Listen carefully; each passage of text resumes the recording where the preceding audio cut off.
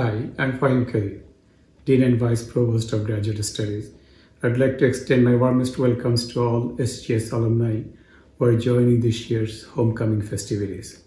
Some of you may already know that the School of Graduate Studies has been organizing a series of events for many years in celebration of the homecoming week. We would like to welcome you back to campus, but also would like to open up an opportunity for our current graduate students and postdoctoral fellows to interact with you, to get to know more about the paths you have taken following your own graduation at Queen's University. The networking reception that we organized the evening before homecoming has become our own homecoming tradition. It provides us with a wonderful opportunity to reconnect with alumni and friends in the Kingston community. Sadly, things are quite different this year. Instead of welcoming you back to campus, we are relying on different online platforms to hold this year's homecoming events. But I'm hopeful the next year would be different, a year when we should be able to welcome you back to the university grounds. But in the interim, I'm grateful to you, thankful to you for all of your support to our graduate students and for participating in different activities this year. Thank you.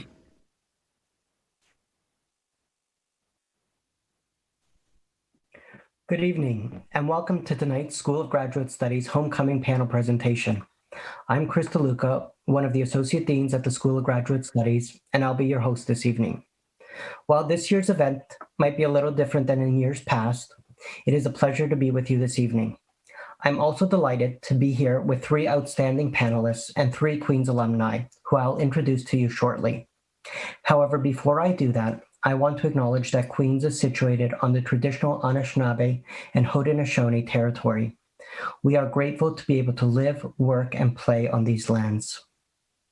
Tonight, we invited three alumni to speak about their journey from graduate studies at Queen's to their current careers today.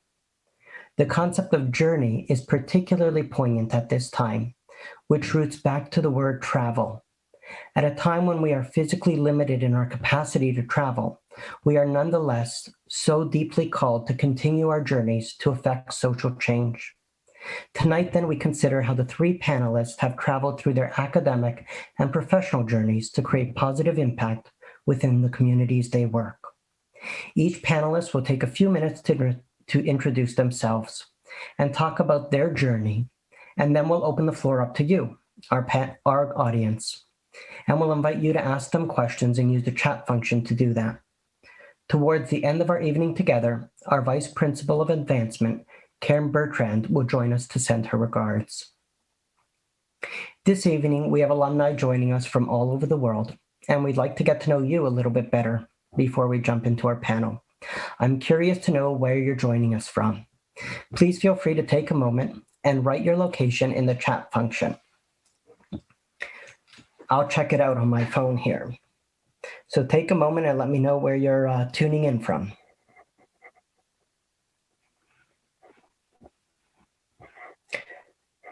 How many of us are from Kingston?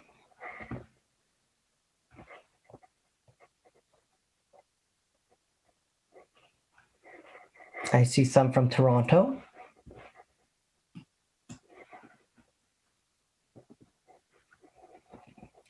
We'd also like to know what degrees you've completed from Queen's. Was it a master's degree, a PhD degree, a grad diploma, or are you still completing a degree with us? We're going to present you with a poll function now where you can indicate the degrees you've completed with us. Take a minute to complete that.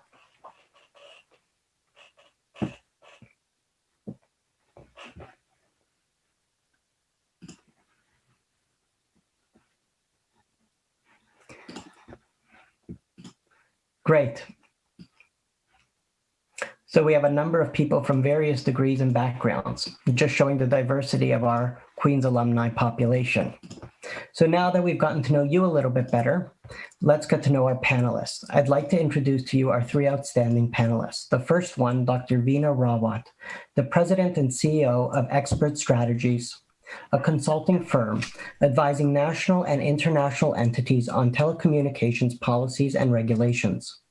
In 2014, she became an officer of the Order of Canada for her contributions to telecommunications engineering and for her leadership in establishing the global regulatory framework for the radio spectrum management. In June 2019, Dr. Rawat received an honorary doctorate from the University of Ottawa. She was also the first female PhD to graduate in electrical engineering at Queen's. Our second panelist, Alexandra Bosey, completed her Master's in Science in Anatomy in 2012 and her MBA in 2019. She is the Manager of Surgical Transformation at the largest surgical program in Canada, the Sprott Department of Surgery at the University Health Network in Toronto. And finally, we'll hear from Arlette Bogascan, who completed her Professional Master's in Industrial Relations in 2014. She's currently working in human resources for the National Film Board of Canada as a labor relations advisor. Thank you all for joining us this evening and speaking about your career journeys with us. I'll now invite Dr. Veena Rawat to open the panel for us. Good evening, and thank you very much, Chris, for the introduction. And thanks to Queen's for inviting me to speak to you about the journey of my career.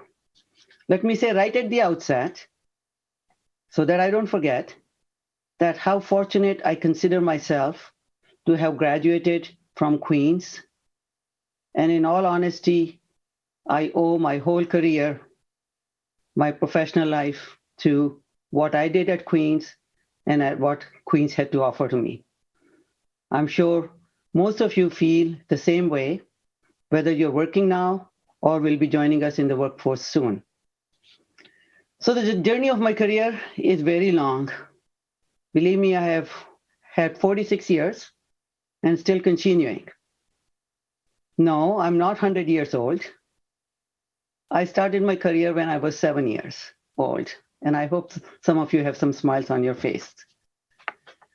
I spent about 7 years in private sector and 35 years in Canadian government.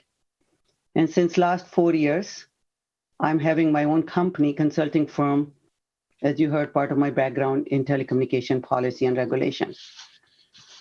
I'm going to talk about the work I've done in this long career.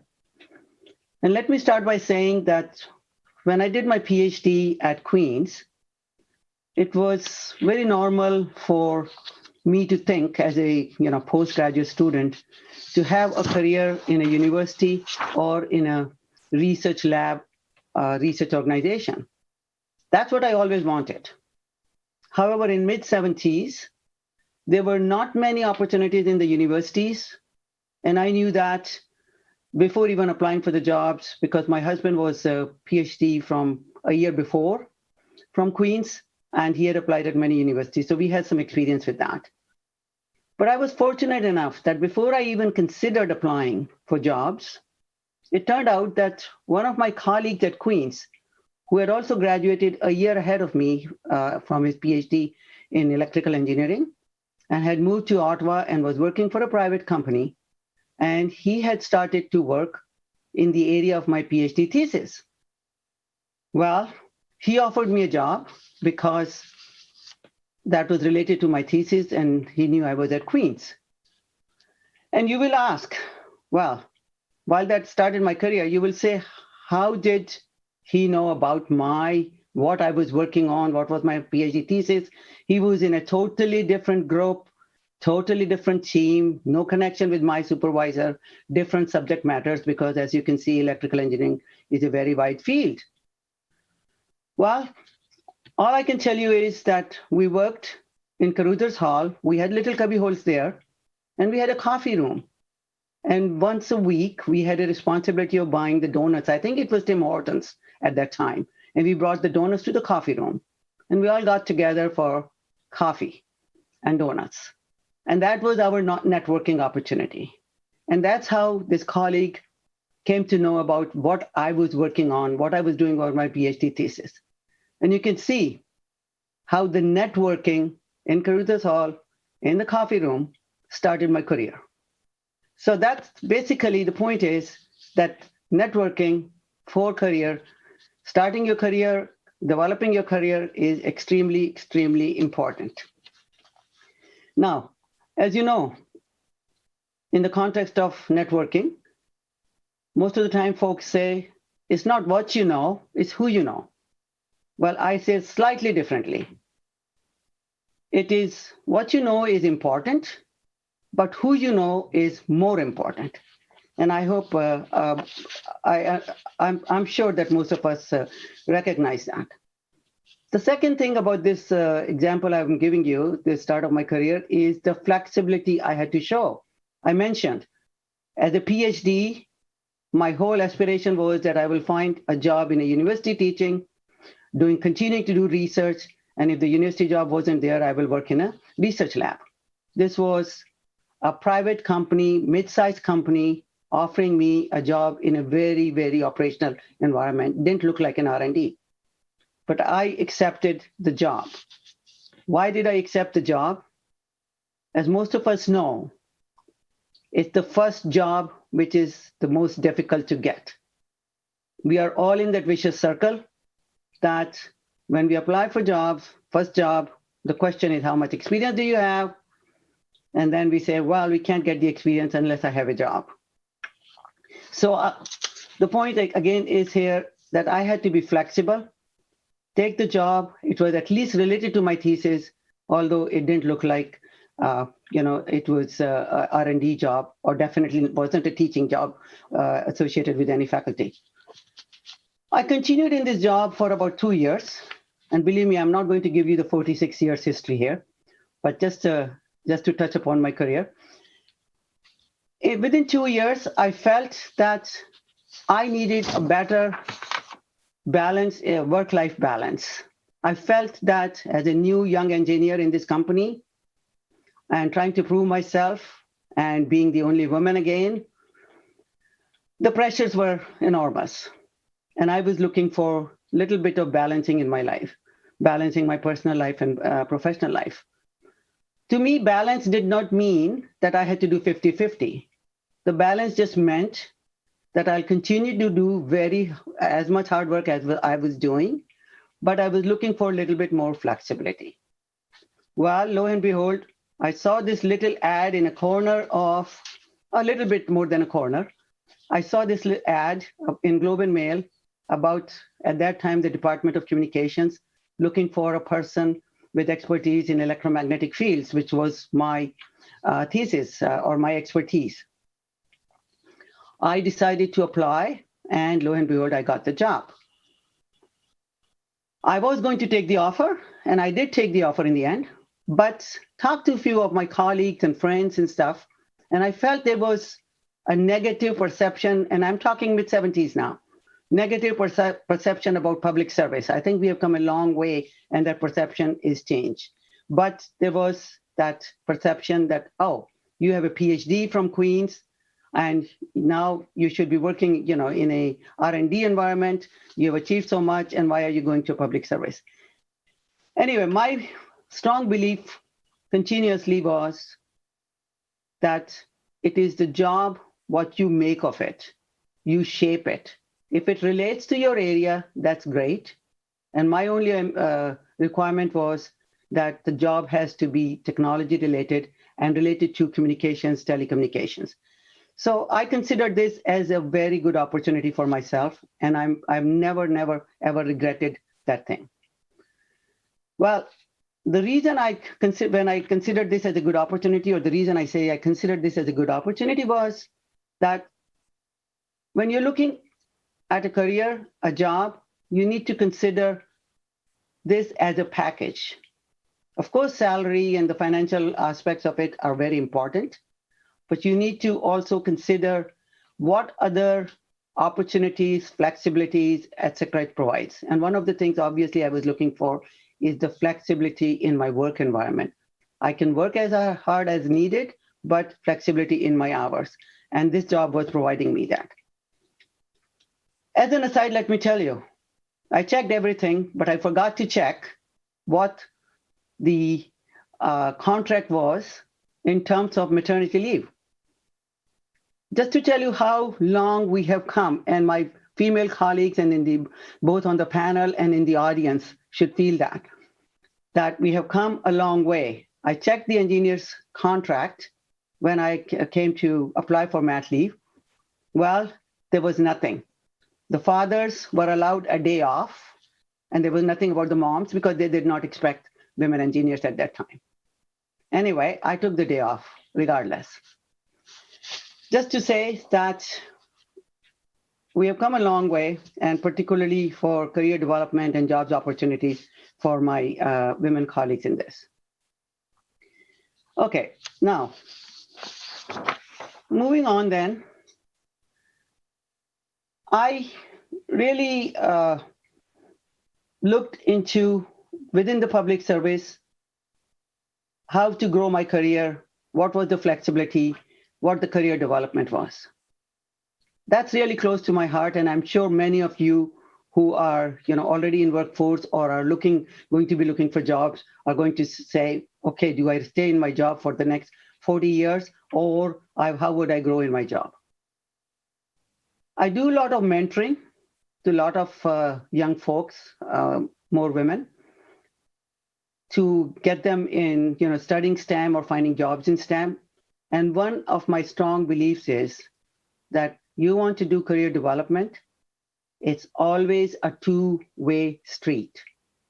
Do not depend just on your employer or a third party to come along and say, okay, you're ready for a promotion or you're ready for this new other career opportunity. You need to plan on your own also what you want, where you want to go, and let people know about what your thing is, what your interests are. As I said, I really strongly believe in terms of career development, and that's what I had to follow. Although I was very fortunate to get a lot of opportunities on my, without really working extremely hard for looking for them. So let me tell you the list of things which worked for me, and I'm sure many of you would relate to all or some of them. I really call all the time a spade, and I have very high level of integrity. In professional life, that matters so much. Give your job 100%. 100%. I didn't know how determined I was, and I think part of my determination comes from doing PhD and doing this research and developing that confidence that you could solve any problem if you put your mind to it, you work at it, and you do the research. And probably that comes more from working in a research environment. So always had the can-do attitude. My strong belief is that you learn from everyone. That's one of the reasons I joined this, that I would listen to other people. I'm always learning, whether they are your colleagues, whether you are at any opportunity, whether you are dealing with your peers or bosses, it doesn't matter. Everyone comes with some strengths. We all have weaknesses, but we all have strengths, and we can always learn from people's strengths. Hard work, without hard work, there's nothing. As a scientist, I learned very early in the process the fact that you can earn respect if you know your subject matter, if you know your substance, if you know the content, if you can get into the depth. And that's one of my passion, is to go into the depth of the subject matter I have the expertise in. And that's what makes you passionate about it. That's what makes you going. And that's what makes you enjoy what you're doing. Focus on matters what you can control and not waste any time and energy on what is not under your control. I had to learn this very early throughout my education, and then part of a good chunk of my career where I was always the only woman in my team, in wherever I worked and throughout my education career. Well, I had to learn this because I felt that I was told, let me say this, I was told, well, you are challenged, you are doubly challenged. Why? Because of your gender and because of your race. You are considered a visible minority, and you are a female in a non-professional. I think the word we used was women in non-professional fields. Okay. I never felt that way. And as a scientist, I always looked at my life as an equation. You know, in equation, you have some fixed parameters and you have some variables. Well, the fixed parameters are, you know, your gender, your race, your age, the things you can't change. But then there are the variables which you can focus on, which really depend on what you do, what you achieve, and how you meet your objectives, et cetera, et cetera. And so my focus was, in my equation of life, was always on the variables and never worry about the parameters I can't change, I have no control on. Always positive. Glass is never half empty. And if it's half empty, we need to figure out why and how can we make it half full. Strategic in thinking, just don't think short term. And I know it's unsolicited advice, but don't think short term. Think global, relate, connect the dots. I have found that there is nothing which is simple, which is linear, or which is straight line. There are always edges to it, and know about them. A team player, interpersonal skills. So these things are not in any order, but let me tell you, the interpersonal skills almost tops the list now. You will always work in an environment with people, and that respect for people and your own skills of dealing with people matter so much. You can be the world's best expert in a technical field. If you lack that, your expertise will not be valued to the same extent. Manage your energy, manage your health. The COVID has brought that so much in the front of our minds. Another thing which kept me going for this long is always looking at things objectively. Sometimes when things don't go well, we have challenges, we're denied a promotion, we are passed over a promotion. It's easier to say, especially in my situation, it was easier to say, well, it's my gender or something else. No, look at things objectively, and there's no point in finding other reasons, but to really figure out what exactly one can do to really have success next time around. One of my weaknesses is that I did not learn that there are 24 hours in a day. You can't do everything. This was in my scientist equation. I called it a E as in echo, E3 syndrome. That means trying to do everything to everyone and everywhere. Doesn't work all the time. I don't suggest it, but then sometimes we can't help it. So in summary, I've talked about a number of items which worked for me in my career in getting me through my challenges. Believe me, there were many of them. And I'm sure I would say that it's inevitable that you all would have challenges. But it does not matter what path you follow for your career. There won't be anything to stop you from following your paths, your dreams, if you bring all your energy, all your knowledge you're getting at Queen's, all your strengths to address these challenges with a very positive attitude. One of my favorite quotations, and I always forget who wrote that. It is the attitude and not the aptitude, because the aptitude is given. I have a PhD from Queens, that's known. So it's the attitude and not the aptitude which gets you the altitude. I thank you for the opportunity and wish every one of you very best in your careers. Thank you, Chris. Thank you, Dr. Rawat, for sharing your experience and for sharing your refreshing advice with us tonight. I'd like to now invite Alexandra Bozy to share her journey with us next. Great. Thank you, Chris, and thank you, Dr. Rawat, for that inspirational talk. Happy Saturday, everyone. Happy homecoming. I hope everyone's enjoying the day. I just want to start off by saying this is probably a bit more of a personal story than I usually tell.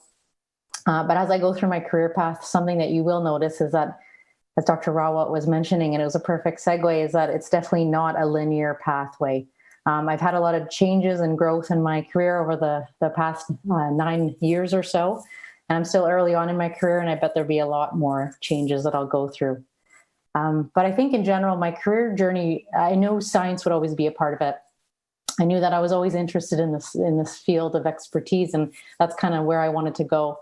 But it was really a personal event that really shaped the next steps in my career. And my mother was diagnosed with cancer when I was in high school. And I'm sure a lot of you can relate to a life event like that.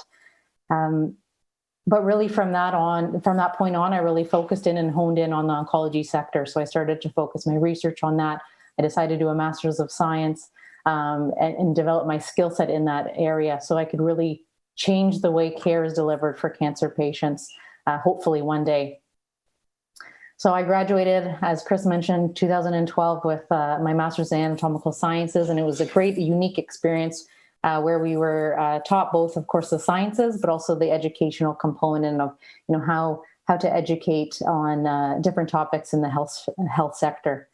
So the first job I landed on, I think, was really meant to be, the right place, right time, I think was a little bit of a part of it.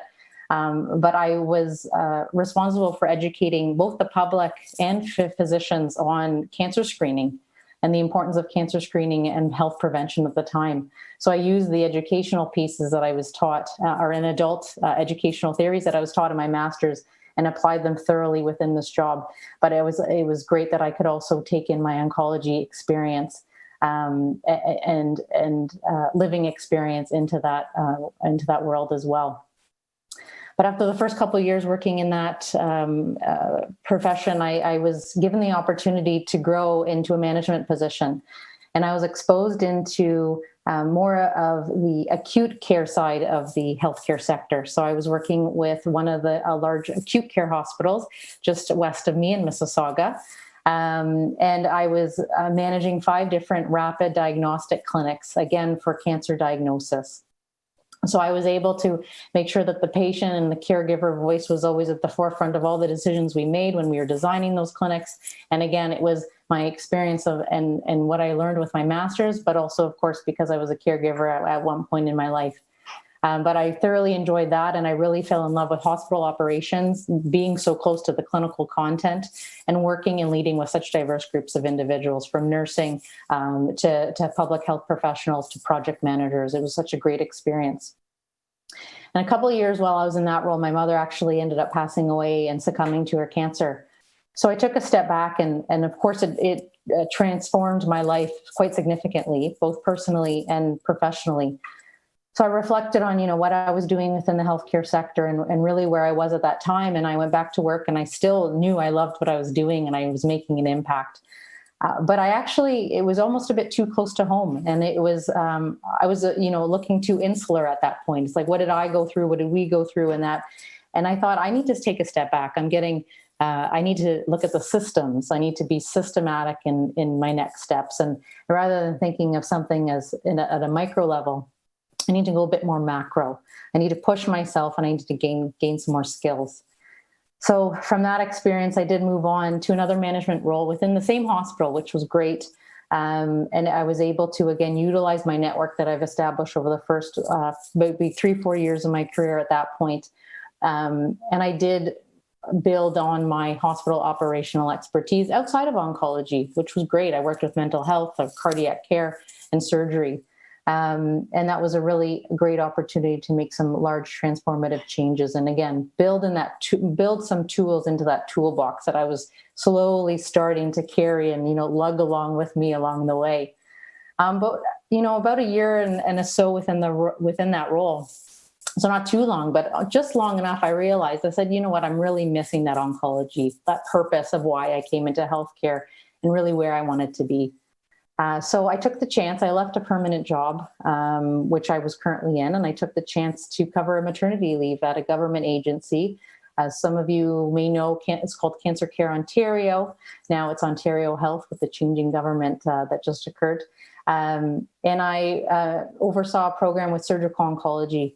And that was, again, filling my toolbox with a different tool set. So looking at the provincial change management tactics and how to influence change at a broader level rather than at that clinical hospital, point of view.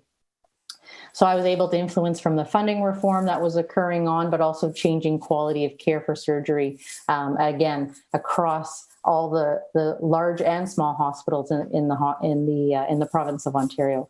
So again, quite a rewarding experience there. From that, it only really propelled me forward, and the last couple of years of my career have been so rewarding. So from there, I was actually tapped on the shoulder to sign a contract. So again, a little bit of a risk not having a permanent position, but I signed a contract as the regional director role with Princess Margaret Cancer Centre. So again, staying in that oncology world, which is just so close to my heart. And with that, I oversaw performance and quality across all the cancer spectrum, so all the way from diagnosis into palliative care and end of life, for 4 different academic hospitals in Toronto. So started in the community, blended some of my skill sets, and now, took me into some of the academia and research world again with my master's, which is great. So with that role, I did meet some very influential and, very prominent leaders. And I was sitting around the same tables with them. And really, they challenged me just through formal and informal conversations, where do you want to go with your role next? What is a goal of yours? And I thought, well, I really enjoy operational programming and hospital operations. I like to, get my hands dirty, work with the clinical providers, see the patients at the forefront and really understand and see that change that you're making on a day-to-day basis. So from there on, I realized the regional director role I was in was a fantastic opportunity, but just I needed to go back and refine some of those clinical skills that I was kind of taking a step back from. And I did my MBA while I was in that position as well. So honing in on the leadership skills, management skills, and strategic thinking. But like I said, moving, I think, comfortably too far away from maybe where I wanted to be. So now I've landed over the last 4 months, so I'm new in the role, but I'm back in hospital, what you call it, traditional operations, as managing some transformation with the surgical program. So I'm able to, be where my passion is, be where I want to see the changes happening, work with a vast array of providers and professionals, but also still have that oncology in my back pocket. And it's really only just starting, but I can see that it's been excellent so far, and I'm really excited to be in this position. But as I mentioned at the beginning, I still have a number of years left in my career, and I hope, it's just as exciting as it has been over the last couple of 8. And really, I want to just say that it's all about taking chances, and it's okay to take risks. It's okay to fail. And I think at the end, any risk that you take eventually turns into a reward, and you really can find in where you need to be. But it's about learning who you are and going back to really why, that question of why. And I think that really helped me know where I wanted to be today. So that's it. Thank you, Alexandria, for sharing your journey with us this evening and for really charting the evolution of how you've applied your skills and the new experiences that you've entered into. I'd now like to invite Arlette Bogascon to speak with us tonight about her journey and her career path. Thank you. Good evening from Montreal, fellow alumni. I'm very excited to be here with you this evening at my first homecoming. My name is Arlette Bogascon, and I was born and raised in Montreal, Quebec, to hardworking parents of Armenian origin. who were themselves born and raised in Iran and immigrated to Canada in 1975. I grew up studying Armenian, French, and in English. And since my childhood, I'd realized that I was lucky to live in Canada and to have this privileged life that I had. And so this gave me this lifelong drive to help improve the conditions of others, help them somehow, do something. Fast forward to my undergraduate studies. When I had to pick a field of study, I decided on industrial relations. Industrial relations, for those who might be unfamiliar with it, is essentially also called employment relations. It's a multidisciplinary field of study that encompasses the relationship between workers, management, unions, and government. Studying industrial relations would allow me to improve working conditions for workers, and if I were ever lucky enough to work at the International Labour Organization, well, for workers across the world as well. That time hasn't come yet, but there's still a few years left. I chose to go to McGill University because my parents, coming from Iran, knew McGill's reputation, and we lived in Montreal, so why not? So I went there and I majored in industrial relations and minored in psychology because I really wanted to learn about that human behavior aspect in the workplace. When I graduated in 2002, I landed a dream job for me at General Electric at their corporate headquarters in Mississauga, Ontario. Now, as an aside, I'd like to tell you about how I got that job, because I went to a career fair at McGill, and there was the representative there of GE, and he was pitching the financial management program. And I just asked, hey, do you have anything in HR? And he said, well, yeah, maybe we might have something coming up in the next few months, but it's in Mississauga, so you'd have to move. And I was like, that's fine. So I told him that I'd sent him my resume, and I said, remember the girl in the red sweater? Because I figured, there's going to be so many students there studying HR who want this kind of dream job. And so sure enough, he remembered the girl in the red sweater. And yes, I had some skills as well. And so I was able to get the job. So for me, it was such a fun role. Essentially, my job was to recruit students for co-op and internship roles across Canada, and also to essentially groom them to eventually graduate and be part of our leadership programs, whether that was in engineering or finance or HR. And essentially, one of the programs that we had was the HR leadership program, which is one that was close to my heart because it was, all these rotational assignments across Canada, and you'd be with a cohort, traveling across the world for leadership classes. I just found it really exciting. But to qualify, you needed a master's in either human resources or industrial relations. And the two universities that we would go to recruit from, well, one of them happened to be Queen's, and my boss seemed to have an inclination more for the Queen's grads because they seem to have a much better rounded education. For instance, one of the things at Queen's Industrial Relations program is that they're very balanced in the way that they tell you about the union perspective and the employer perspective. It's not just employer or only union. So once my 2-year contract at GE was over in 2005, I returned to Montreal and continued my career in human resources, always having in the back of my mind the idea of doing a master's of some sort and eventually applying for the HRLP. In 2007, I joined the National Film Board's Human Resources Department. And the NFB, for those who might not know it so well, is Canada's public film and digital media producer and distributor. We're a separate agency of the federal government, and we distribute and produce documentaries, animation, web documentaries, and alternative dramas. In total, the NFB has produced 3,000 productions since its inception, and we've won so many awards, like over 5,000 awards in many different areas. I was attracted to the NFB because I'd always wanted to work in film for some reason, and I absolutely love documentaries.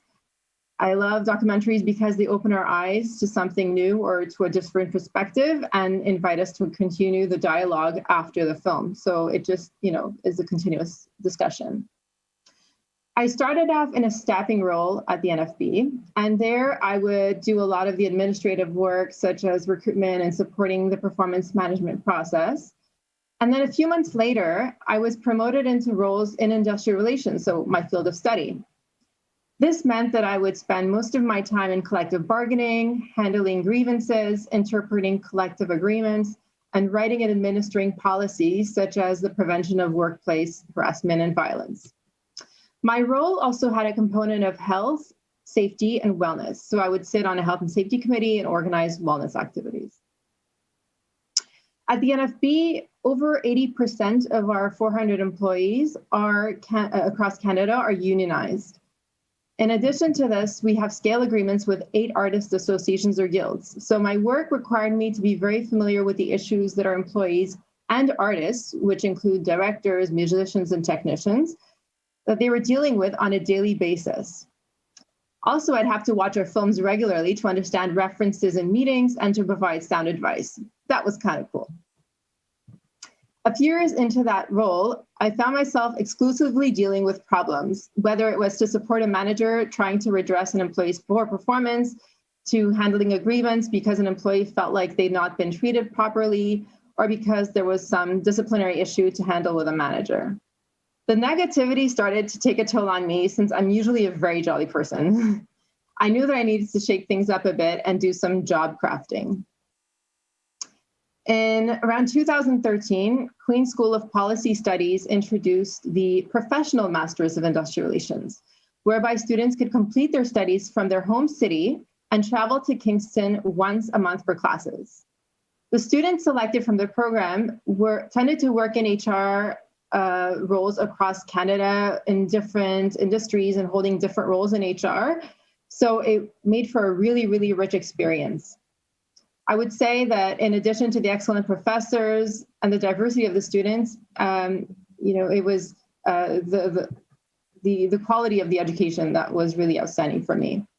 And a couple of other highlights for me were the lunch and learns that we would have whereby industrial relations alumni would come and talk to us about their current experiences, as well as developing the personal relationships that I did with classmates over those weekends in Kingston. Since graduating from the MIR, I have taught in employment relations courses at McGill, at their School of Continuing Studies, and I've been encouraging my students to continue their studies through a master's program at Queen's. At the NFB, my role has evolved a bit, and I'm now much more involved in diversity and inclusion initiatives, as well as the implementation of our Indigenous Action Plan and compliance with the Official Languages Act. So all in all, my role is a lot about respectful and effective working relationships, which I really like because it's not so much focused on dealing with problems. And just to kind of bring it full circle from my experience at GE, well, back then when I was recruiting people for the internship or co-op programs, well, now I'm developing our Indigenous internship program. So so kind of doing a bit of the same things, but at a different level. Now, for those wondering, I never did end up applying for the HRLP at GE because since that time I completed many 2 years of experience. So I was overqualified by then, but that's okay because the experience that I've had in the years since GE have been very rich because I was open to opportunities that came my way, and that has landed me in a pretty sweet spot. Since completing my degree, I've volunteered with the Queen's Alumni Association at the Montreal branch and on the Queen's Alumni Association's Board of Directors as the representative for graduate students. And I've also returned to Queen's to take courses in the Industrial Relations Center, so I continue to lean on Queen's for my professional development. Outside of Queen's, I've been volunteering for the Brain Tumor Foundation of Canada, taking Spanish classes, traveling, and trying to telework with a very needy kitten who's stuck in quarantine with me. So, Chris. Wonderful. Thank you, Matt, for sharing your experience with us. And it's always great to hear how a program at Queen's can continue to have relevance and resonate with the work you do, and that you continue to recruit for us. So thank you for continuing to be such a strong ambassador for Queen's. Now it's over to our audience members to ask questions of our panelists. So I'd like to invite all three panelists back to the screen and invite you to pose questions to our panelists using the chat function or the question and answer function on your screens. You can type your questions there and I'll be able to read them out to our panelists.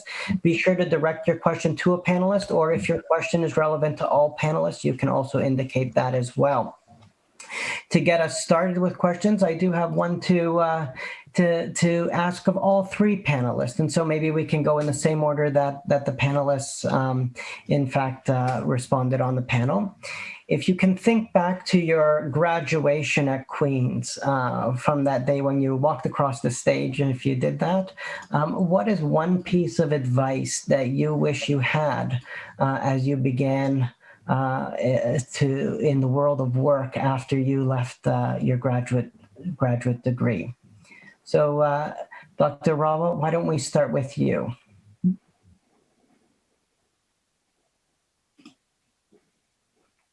And I think we just need to unmute. Thank you, Chris. Yeah. Thank you. And you just mentioned what happened across the stage, and just let me just take one extra minute to tell you what happened across the stage. Please do.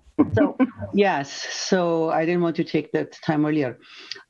This is the month of October, and the convocation took place. You can work out the years.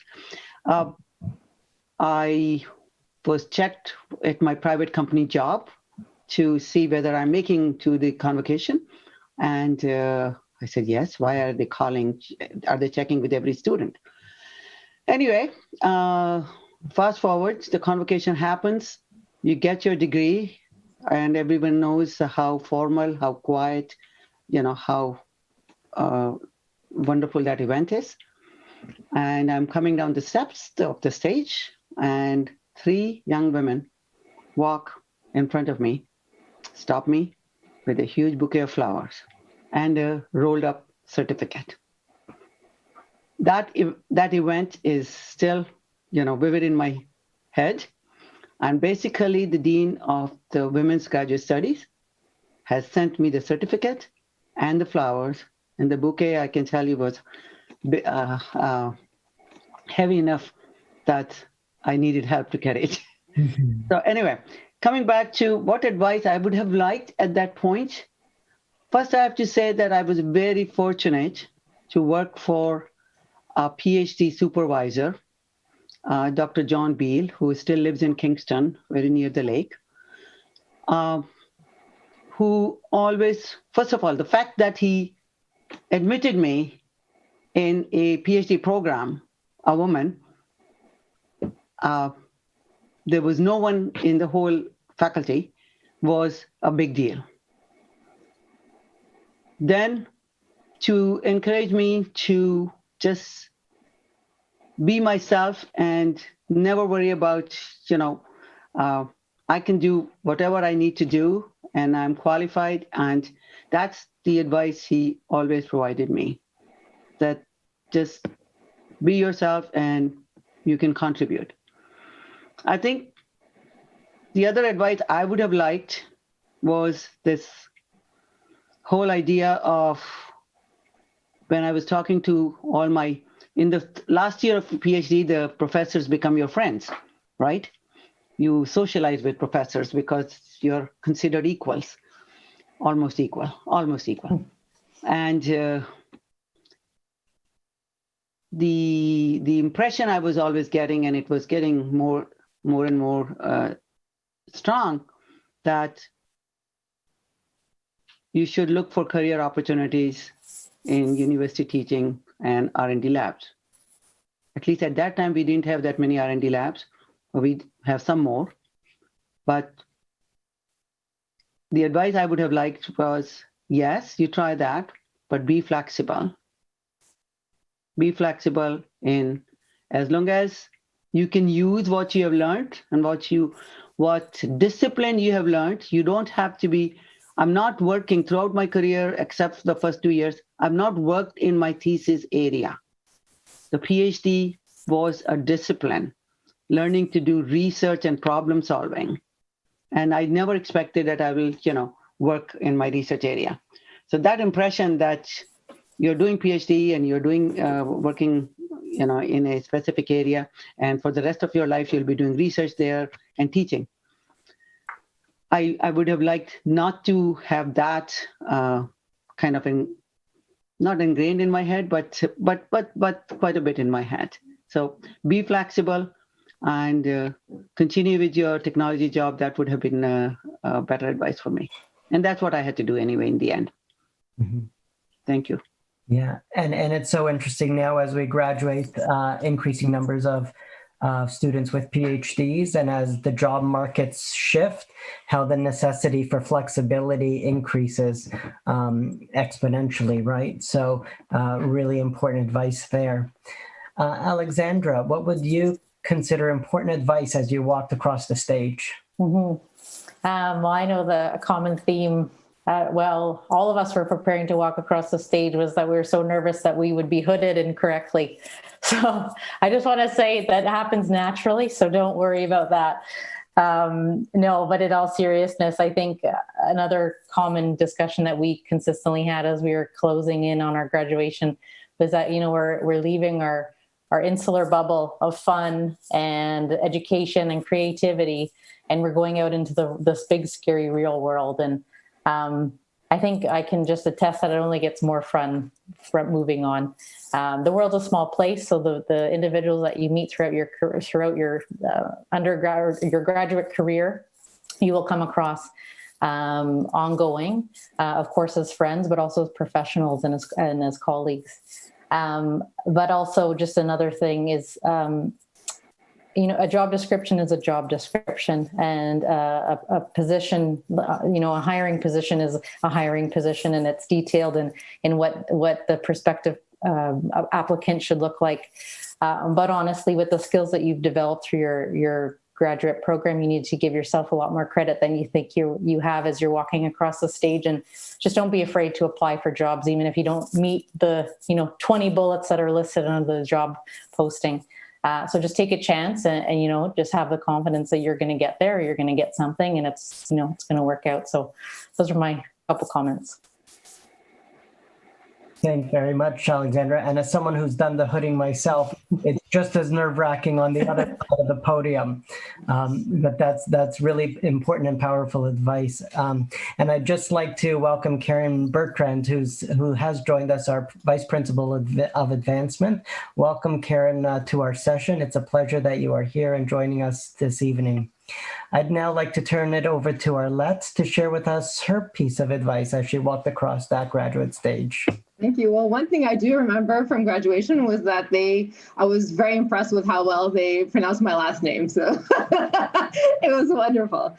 But one advice I would give is that, sometimes you do have to take a step back to move forward. So like 13 years ago, when I was laid off from a role as an HR generalist, I was, newly looking for a job. And I saw this job at the NFB, and it was a lower level position than what I used to have.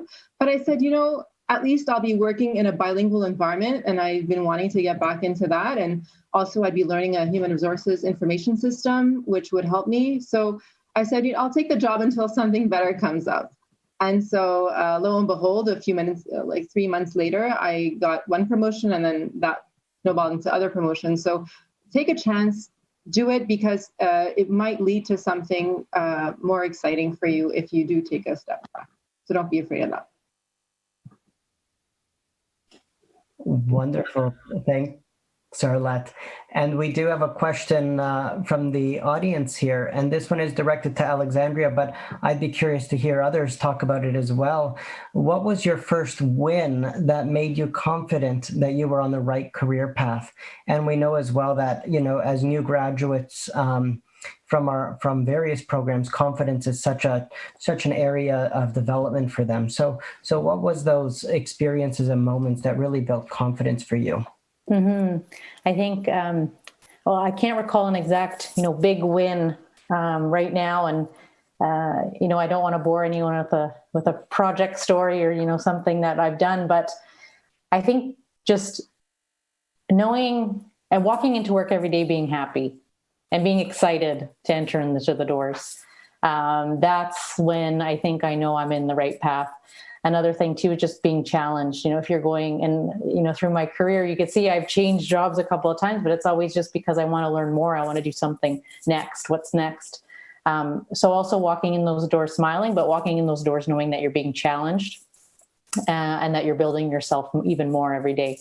So that's what I would like to say is, how I felt that I was in the right place at the right time.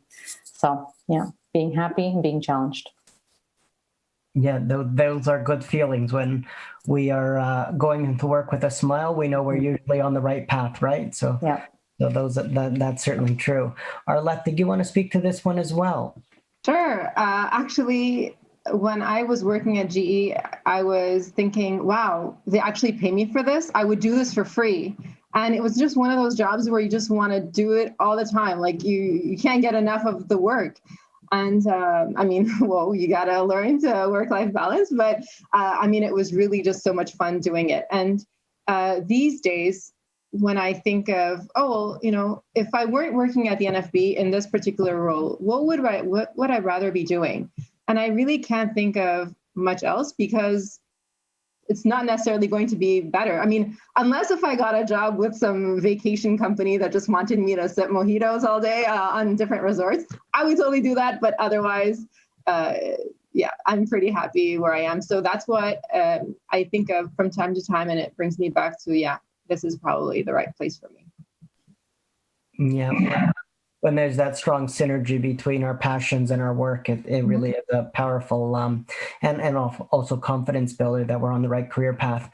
Veena, you had mentioned when you were speaking about this notion of work-life balance a little bit, and I wonder if you can expand on it because, from your career and from how you describe the work you've done and your accomplishments, certainly it sounds like you've done a lot of work, and I'm wondering about the balance part about that. So could you share with us what are some of the strategies around work-life balance that you've used, or that how have you thought about that? Those two pieces of your life? Yeah, thank you. Thank you, Chris. I'm glad you asked, because that is one of the questions most of my mentees ask. And the key thing on their mind is that they are following a professional career, and could they have a family and still have a professional career? And I think what worked for me was a number of things. And this is what I tell them, what worked for me. The first thing was really a very supportive environment at work. I was very fortunate to have the right people I was working with. For example, one of my bosses, and I still tell that to my daughter, who is also, by the way, an MD from Queens, graduate from Queens. So 3 people in my family out of 4 are graduate from Queens. So what I tell them is that supportive system is, I took my daughter to work to be able to do a major meeting with my boss one-on-one. And my boss was more interested in teaching her doing drawings on the board than talking to me. That's the kind of supportive system I had. Not that there is an attitude that you couldn't really do the important meetings because you have a family, okay? Or you couldn't travel because of your time needed for maternity leave or whatever. So what I say is you need a supportive environment at work. You need a support system around you to assist you with your personal life also, whether it is your parents, your friends, anybody, that supporting system. As they say, it takes a village to raise a child, right? And literally that's true. So you need that. you need flexibility in your work environment. I didn't mind working at 9 p.m. as opposed to, not being able to leave at 4 p.m. my job for my daughter's soccer game, or for my son's, I give the example deliberately, for my son's jazz lessons or something. Okay, so that kind of support. And last but not least, and I tell all my colleagues, we've come a long, long, long way in using the technology to provide us the kind of some of the flexibility I'm talking about. BlackBerry came in, we were looking at mid-80s. I had already had, some chunk of my career then. To be able to use the technology and be able to use it to my convenience and not technology control me, I control the technology, that provided me that flexibility. So I may have worked 12, 14 hours a day, but at my adjustment of time and not by, dictated by my work environment. So some of those strategies worked very well. So I had a good supportive environment, both at personal level, from my spouse, as well as friends around me, as well as, very supportive environment at work. I was very fortunate. Thank you. Wonderful. Thank you, Veena. And I think those are pretty much the same ingredients of a good supportive network for completing graduate studies as well. I wish I had this panel when I was completing graduate school, and I'm going to tell all my grad students to listen to it, because the advice the three of you have shared tonight is certainly timely, certainly compelling, and certainly very important for all of our success. So thank you wholeheartedly for being with us this evening and for sharing your insights and your journey with us. That brings us to the end of our session together. It's been an absolute pleasure to host this evening and to be with you tonight. Thank you, Dr. Rawat, Alexandra, and Arlette for spending this time with us and for again sharing your journey with us. I'd also like to thank our organizers for this panel, Heather, Colette, and Chantel, for your behind the scenes work and for making it all go off without a hitch. And I'd also like to thank our audience tonight. It's always great to engage with alumni, and we'd love to hear more from you throughout the year and going forward. So please don't be shy to be in contact with us. Once you're a Queen's graduate, you're always connected with Queen's. So feel free to always be in touch and let us know how we can continue to support you wherever you may be. So from all of us in the School of Graduate Studies, thank you for joining us this evening, and I hope you have a wonderful evening. Thank you all. Take care.